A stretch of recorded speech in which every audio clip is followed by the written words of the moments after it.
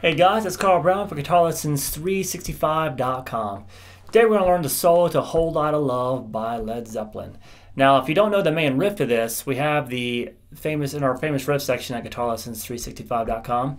We have it there, so you might want to do that one first, and then come on back to the solo. The solo is broken down in a bunch of little phrases, so we're just going to play it. We're going to learn it kind of like he plays it. You know, it's kind of a start and stop thing. So let's start here with the opening lick. Sounds like this. I'll play it slow.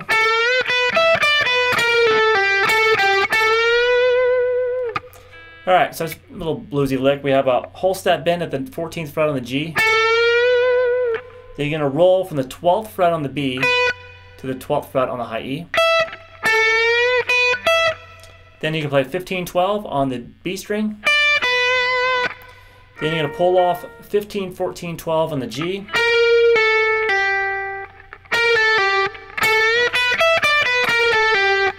Alright, and then we're going to end the lick by playing 14-12 on the G. Then a whole step bend at the 14th fret.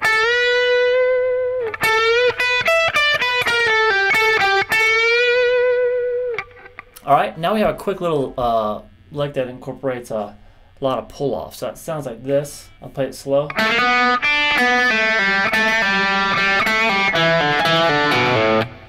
Alright, so I'm going to break this into like two halves.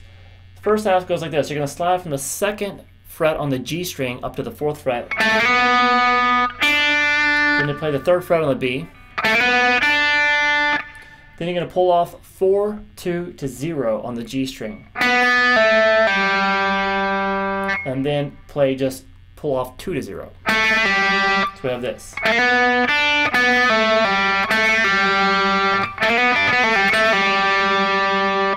Alright, the second half will sound like this. You're going to play an open G string. And then you're going to do a pull-off lick where you pull off 2 to 0 on the G. And then 2 to 0 on the D. So it's a lick that goes across two strings, starting on the G string. Then you're going to do that same lick again, but you're going to start it on the D string. So you're going to go across two strings again. So it's going to be 2nd fret on the D and 2nd fret on the A string pull off. Alright, so open G. Alright, so the whole kind of lick together sounds like this.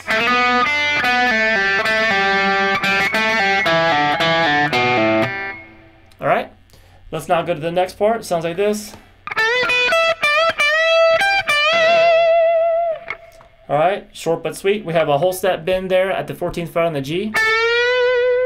Then that roll again from 12th fret on the B to the high E. Whole step bend, 2 whole step bends there at the 15th fret on the B string. Now while you're holding that second bend, put your pinky at the 15th fret on the high E. And then another whole step bend at the 15th fret.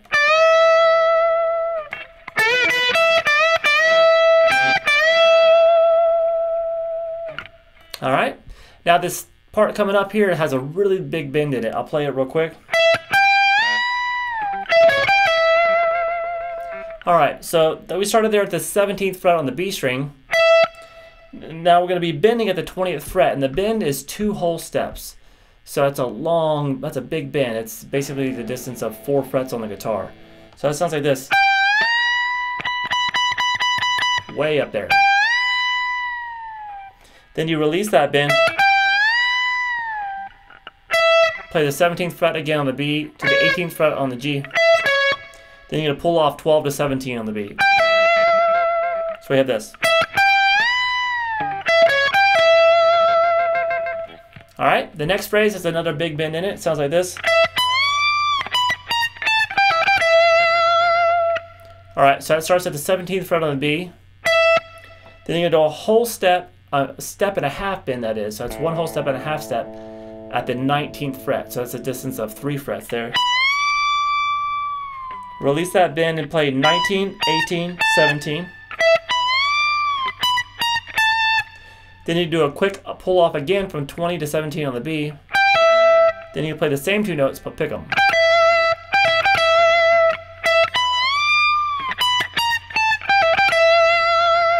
All right, and we're going to end the solo with this last phrase. It sounds like this.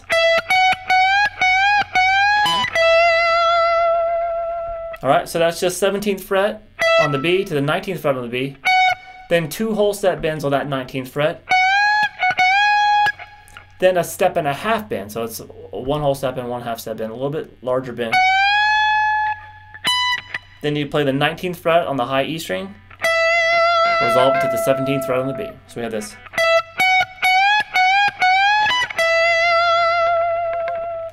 All right, so once again, we have some bends that we need to contend with. Don't practice them all like consistently after each other if you're having a hard time with it, because it can really tear up your calluses. Just get a feel for it, practice them for a couple of minutes, and give your fingertips a break. And that little legato lick, just break it down into those 2 sections and practice them individually, then just piece it together. It's just one of those things is just kind of flying by the seat of his pants type of thing. So the easiest way to do it is just really kind of break it down. All right, so once again, if you guys don't know the riff, go to the famous riff section at GuitarLessons365.com and just learn it there, and then tackle this solo.